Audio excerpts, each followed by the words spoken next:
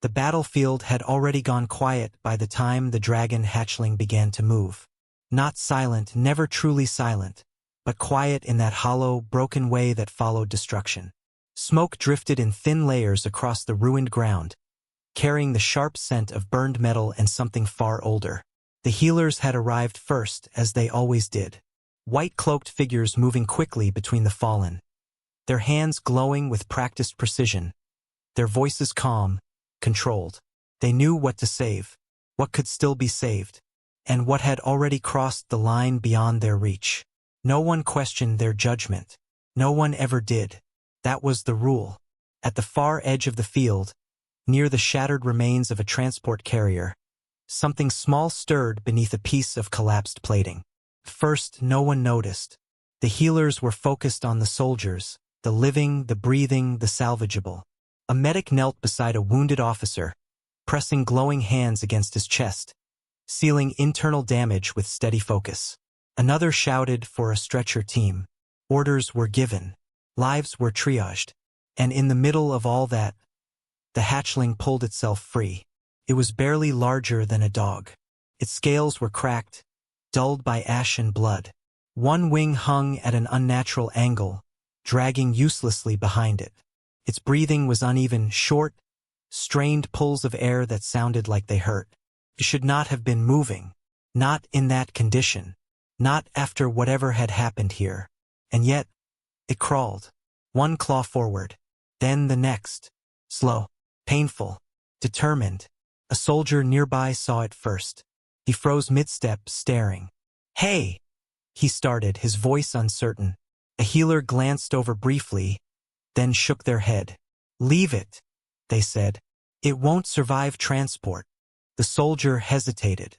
That answer was final. It always was. He turned away. The hatchling kept moving. It didn't make any sound. No cry, no plea, just the scraping of claws against broken ground. It wasn't moving toward the healers. That was what made it wrong. Injured creatures, especially young ones, moved toward warmth, toward help, toward the glow of restoration energy that the healers carried. It was instinct, built deep into them. But this one was going the opposite direction. Away from the healers, away from the center of aid. A medic noticed it next. "What is that doing?" she muttered under her breath. No one answered, because no one had an explanation. The hatchling dragged itself across debris, its body shaking with each movement. Its injured wing caught on a piece of twisted metal, pulling it backward slightly. It paused, trembling, then forced itself forward again with a sharp, silent effort. Something in that motion made a few more people stop and watch. It wasn't normal. It wasn't instinctive behavior. It was a decision, and it was costing the creature everything it had left. "It's going to die," someone said quietly. The hatchling kept moving, past broken equipment, past fallen figures, past the edge of the organized recovery zone where the healer's light barely reached, into the quieter, more abandoned stretch of the field. There, near the shadow of a collapsed transport hull, one man sat alone. He wasn't a healer. He wasn't giving orders. He wasn't even moving much. Just sitting against the wreckage, one arm loosely resting over his knee, staring at the ground in front of him. His uniform was torn, burned in places. There was dried blood on his sleeve. Some of it his, most of it not. He hadn't called for help. He hadn't moved toward the healers when they arrived. And they hadn't come to him, not because he was beyond saving, but because he hadn't asked. And in a battlefield like this, that mattered more than most people admitted. The hatchling lifted its head slightly. Its vision was blurred, fading at the edges, but it locked onto him with absolute certainty. Not the healers, not the glowing hands offering life. Him. It dragged itself forward again. The distance between them wasn't far, but in its condition it felt endless. Every movement was slower now, weaker, the tremors in its body more visible. A faint, broken sound escaped its throat, barely audible. The man didn't react at first. Then slowly he shifted his head, just slightly, enough to notice movement in his peripheral vision. His eyes landed on the hatchling, and for a moment, neither of them moved. The battlefield faded into the background. The noise, the smoke, the urgency. It all seemed distant compared to the quiet space between them. The man frowned slightly, not in fear, not in confusion, in disbelief. "You're kidding me," he muttered under his breath. The hatchling took one more step, then another. It was close now, close enough that he could see the damage clearly. The broken wing, the fading glow beneath its scales, the way its body struggled just to stay upright.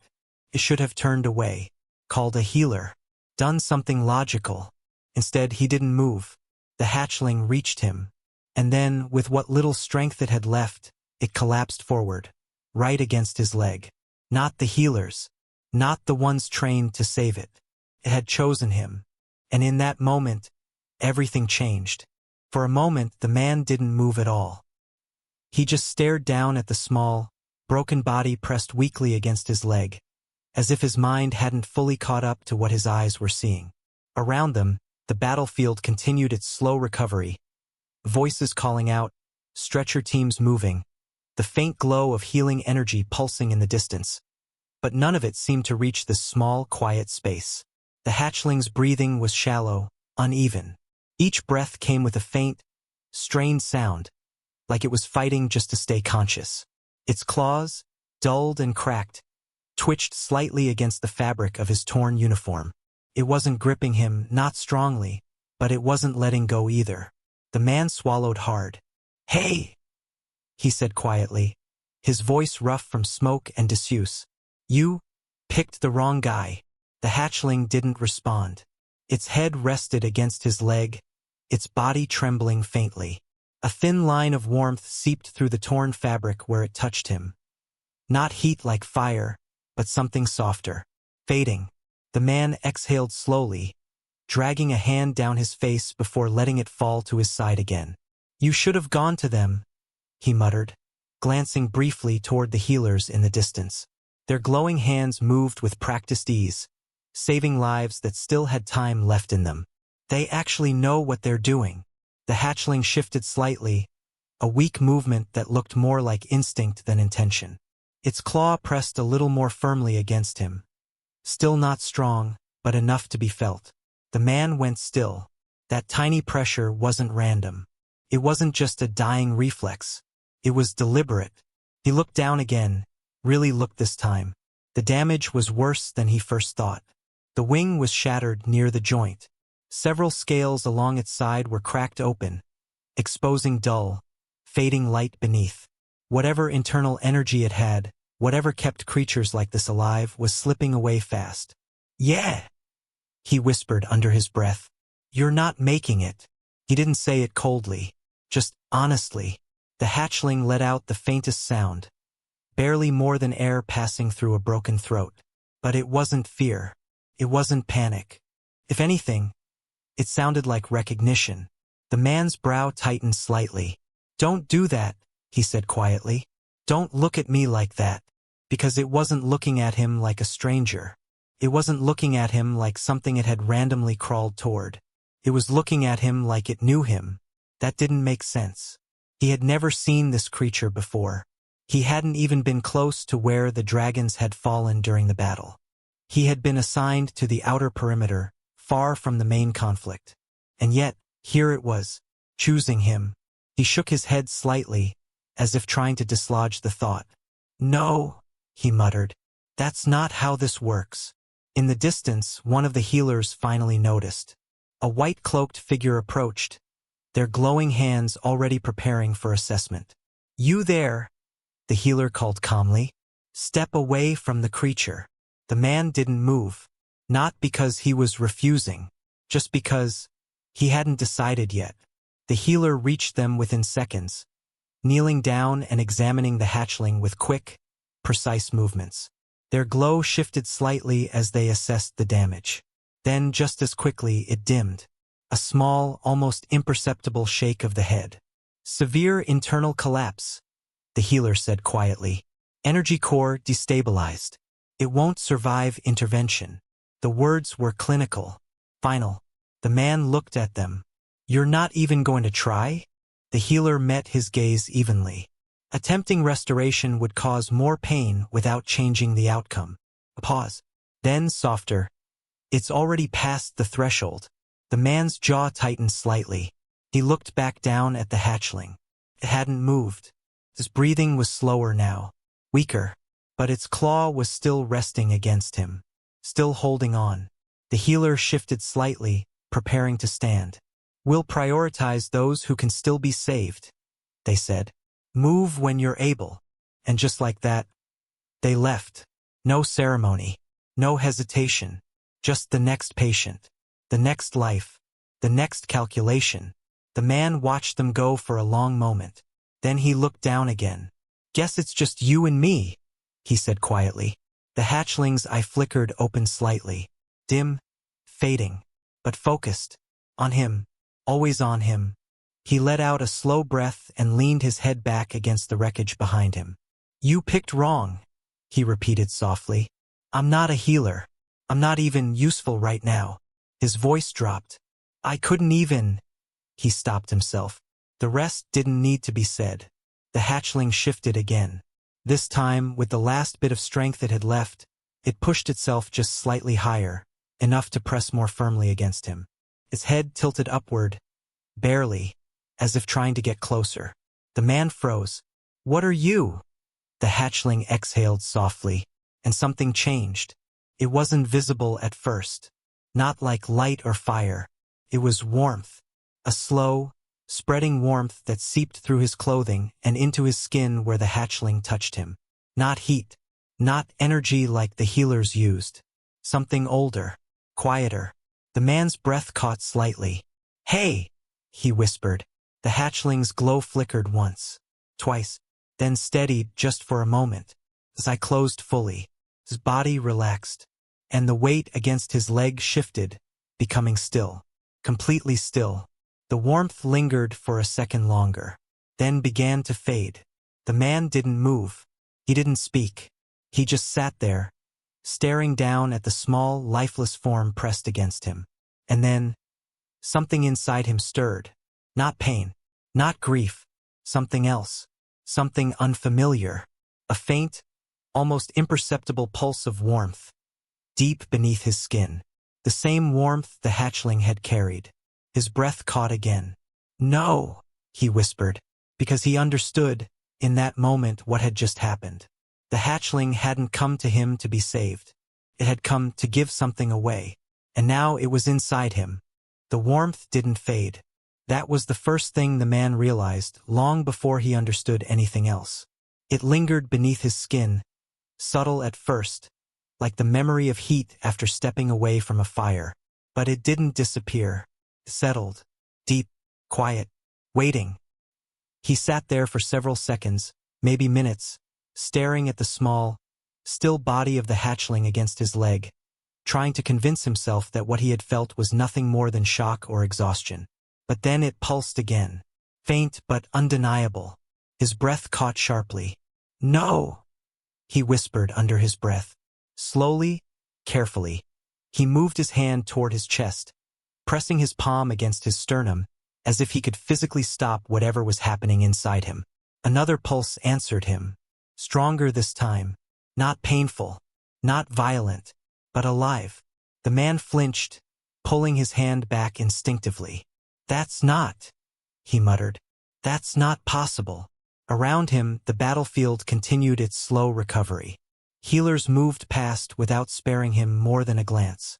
Soldiers regrouped, voices rising and falling in controlled urgency.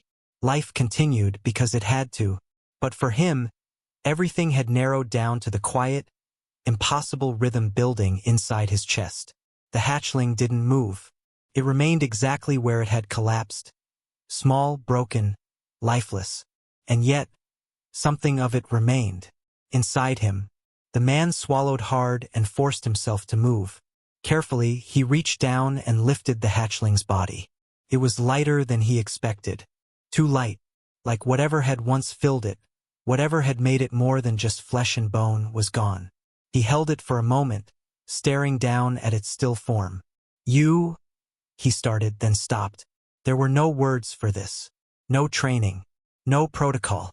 Just a dead creature that had chosen him, and something alive where there should have been nothing. The pulse inside him flared again, this time sharper. He gasped, his grip tightening instinctively around the hatchling's body.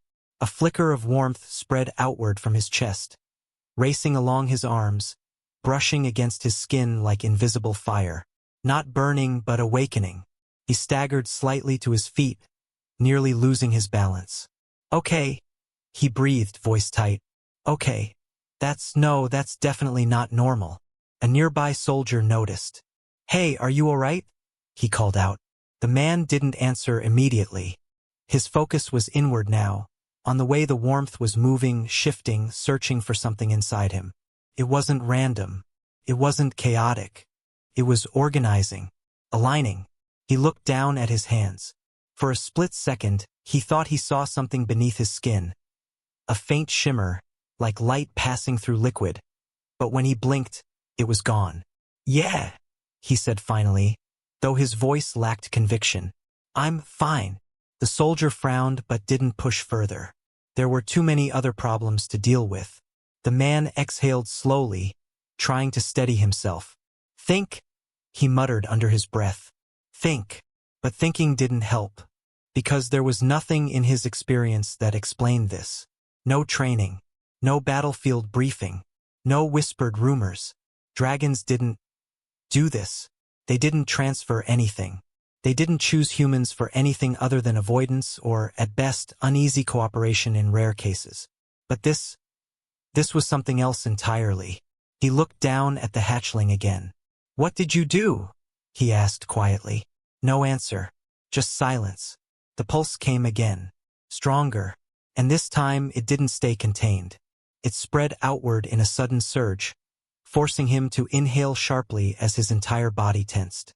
For a brief moment, the world around him seemed to shift, colors sharpening, sounds becoming clearer, distant movements suddenly easier to track. He could hear the scrape of boots across metal 50 meters away, the quiet crackle of residual heat from broken machinery, even the subtle rhythm of breathing from the wounded nearby. It was overwhelming. He stumbled back a step, gripping the side of the wreckage behind him.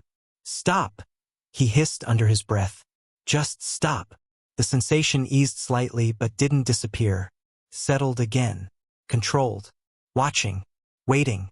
The man leaned heavily against the metal, breathing hard. This isn't mine," he said.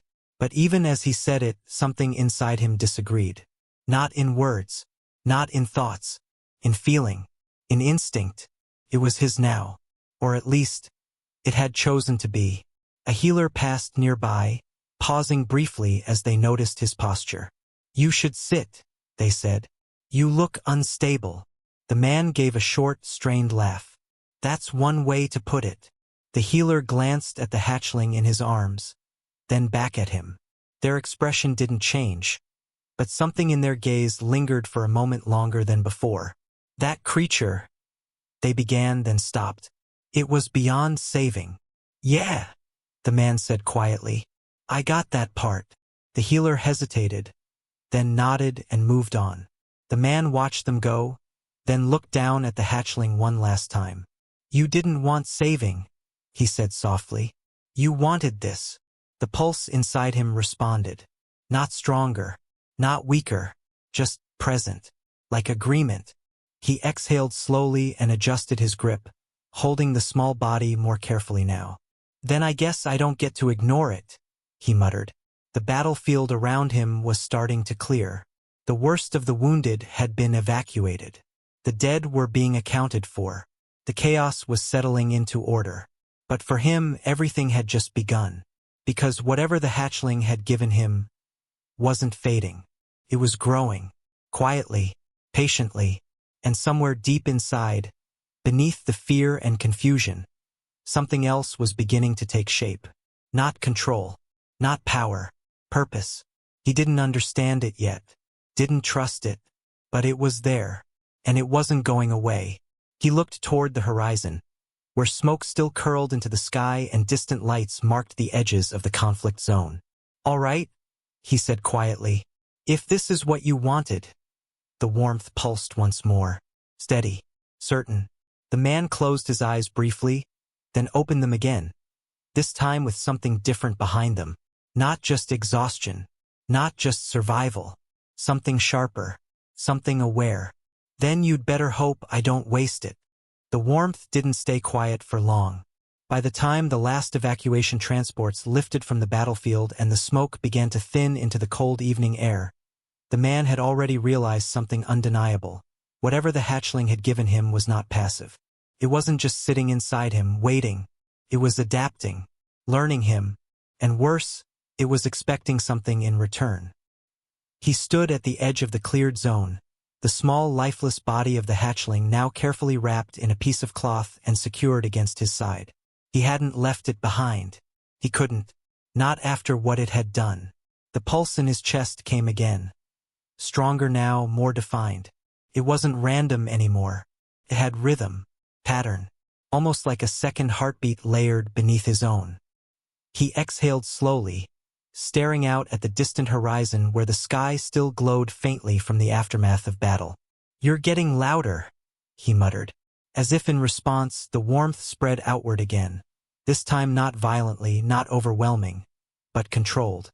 It moved through him like a current, brushing along nerves and muscle, mapping him from the inside out. He stiffened as it reached his arms, his shoulders, his spine. Then it settled again, deeper than before, more integrated. "Yeah," he whispered. "That's not normal either." Behind him, the last of the recovery teams were packing up. Orders were being finalized. Units were regrouping. The battlefield was transitioning into something almost unrecognizable. Cleaner, quieter, controlled. But he didn't feel like part of that anymore. Not fully. A voice called out from behind him. "You. Command wants a report." He turned slightly. A senior officer stood a few meters away, posture rigid, expression unreadable. The man hesitated for a fraction of a second, then nodded. "Yeah, I'll be there." The officer studied him briefly, eyes lingering just a moment too long. "You look off," he said bluntly. The man gave a faint, tired smile. "Rough day." The officer didn't smile back. "Get checked before you report in," he said. "That's not a suggestion." The man nodded again. "Understood." The officer turned and walked away without another word. The man watched him go, then looked down at his own hands again. For a brief second, the faint shimmer returned beneath his skin, subtle, almost invisible. But this time he didn't blink it away. He watched it.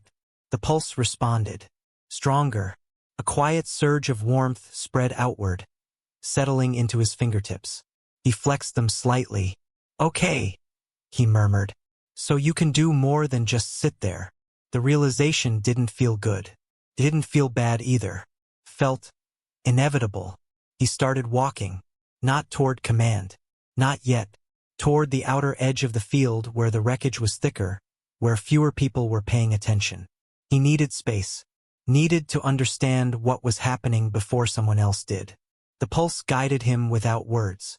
Subtle shifts in sensation, small nudges of awareness, like something pointing him in directions without forcing him to follow. He reached a partially collapsed structure, its metal frame twisted and unstable.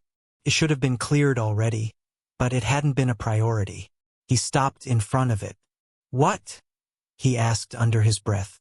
The warmth flared slightly. His gaze shifted, focusing on a section of debris that looked no different from anything else. But now he noticed it.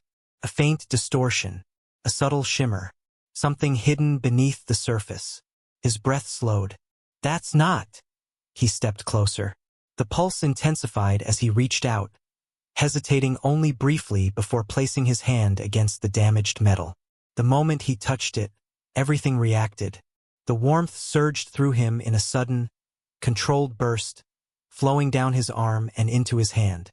The metal beneath his palm vibrated faintly, then shifted, not physically at first but structurally, like something unseen was being revealed layer by layer. His eyes widened.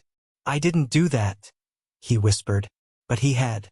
Or rather, The thing inside him had, through him, the distortion cleared. And beneath the debris, something became visible. Not wreckage, not machinery, something else, something older. A fragment of embedded structure that didn't match the rest of the battlefield at all.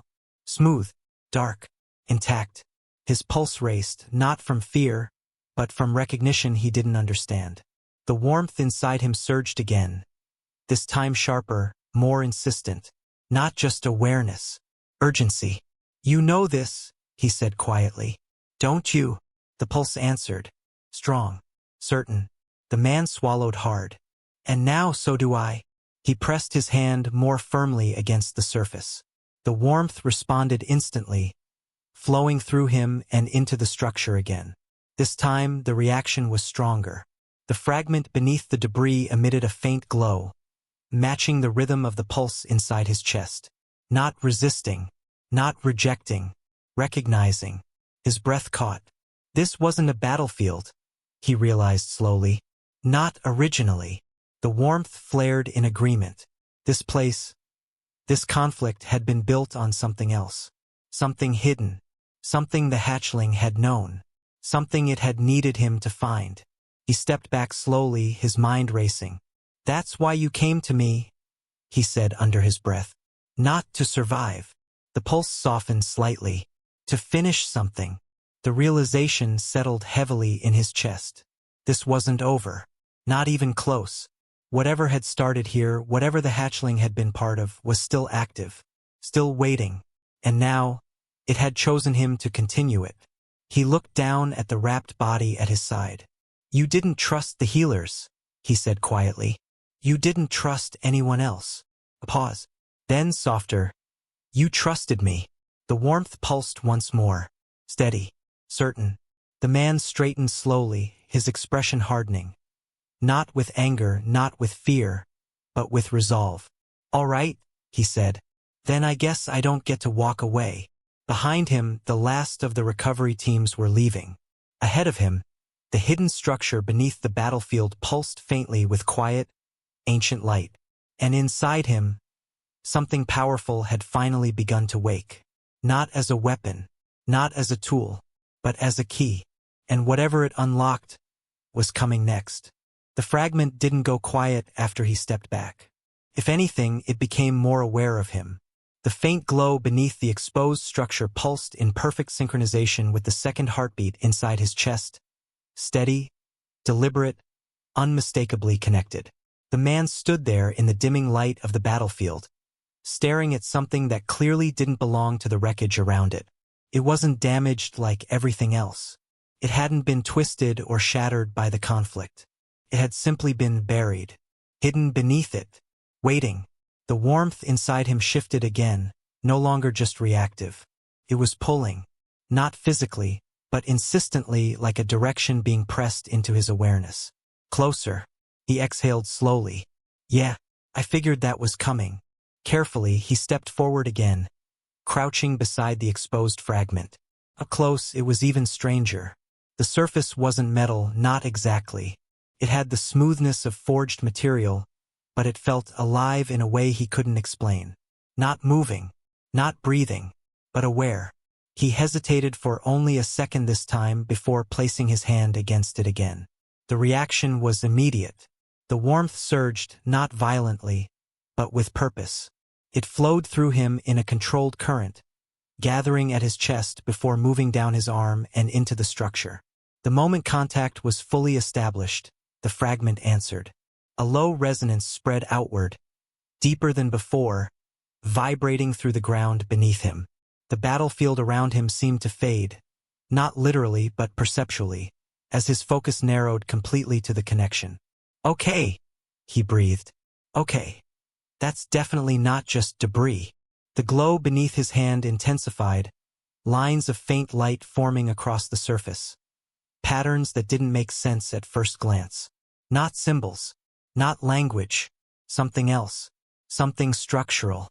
His mind struggled to process it, until the warmth inside him adjusted. The pulse shifted, and suddenly, it made sense. Not in words, in understanding. like being shown how something worked instead of being told. His breath hitched. "This is a system," he whispered. "Not a machine. Not exactly. A network. Older than the battlefield. Older than the war. Hidden beneath it for reasons he was only just beginning to grasp." The warmth surged again, stronger this time. Urgent. The structure responded. The fragment beneath his hand expanded, not physically, but in awareness. His senses stretched outward, carried along invisible pathways that branched deep beneath the ground.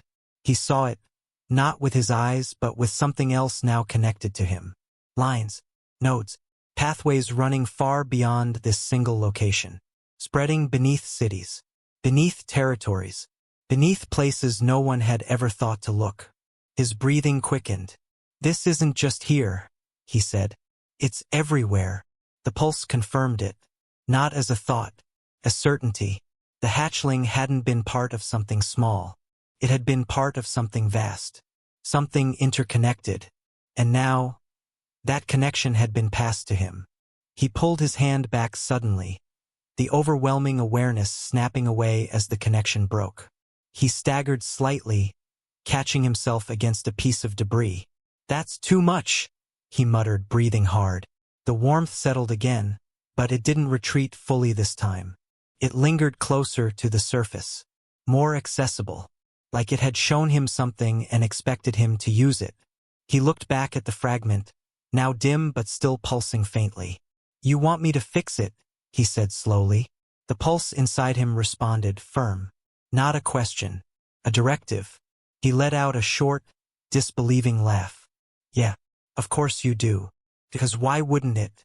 A dying hatchling chooses him instead of trained healers, transfers something impossible into him, and now expects him to interact with an ancient network buried beneath a battlefield. That tracks," he muttered. But beneath the sarcasm, something else was forming. Understanding. The hatchling hadn't made a desperate choice. It had made a precise one. It hadn't needed a healer. It had needed someone outside the system, someone who wasn't bound by protocols, someone who could act without waiting for permission. His expression shifted slightly. "You didn't pick me because I could save you," he said quietly. "You picked me because I wouldn't follow the rules." The warmth pulsed, strong, affirming. He nodded slowly. "Yeah, that sounds about right." A distant rumble echoed across the battlefield. Transport engines, likely the final departure teams. Time was running out. If Command found this before he understood it, it wouldn't matter what the hatchling had intended. They would lock it down, study it, control it, and whatever this network was, it would go back to sleep. Or worse, be used for something it wasn't meant for. The warmth inside him flared sharply at that thought. Not fear. Rejection.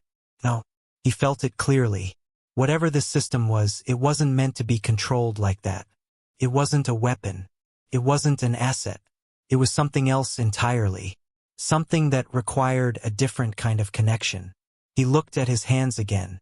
The faint shimmer beneath his skin was clearer now. Not constant, but easier to see. Easier to feel. "All right," he said quietly. "Then we don't let them take it." The words came easier than they should have. The decision, already made somewhere deeper inside him. He crouched down again, placing his hand back on the fragment. The warmth surged instantly, stronger, more responsive. This time he didn't pull away. He let it flow, let it connect, let it guide. The structure beneath his hand lit up more fully now, lines of light spreading outward from the contact point, branching deeper into the hidden network below. The ground vibrated faintly as dormant pathways began to awaken. Quietly, subtly, without drawing attention yet. His breathing steadied. "Show me," he said under his breath. The network answered. Not in words, in direction, in structure, in purpose. And for the first time since the hatchling had died in his arms, he wasn't just reacting anymore. He was acting, because whatever had been passed to him wasn't meant to stay dormant. It was meant to continue, and now, it had someone who could carry it forward.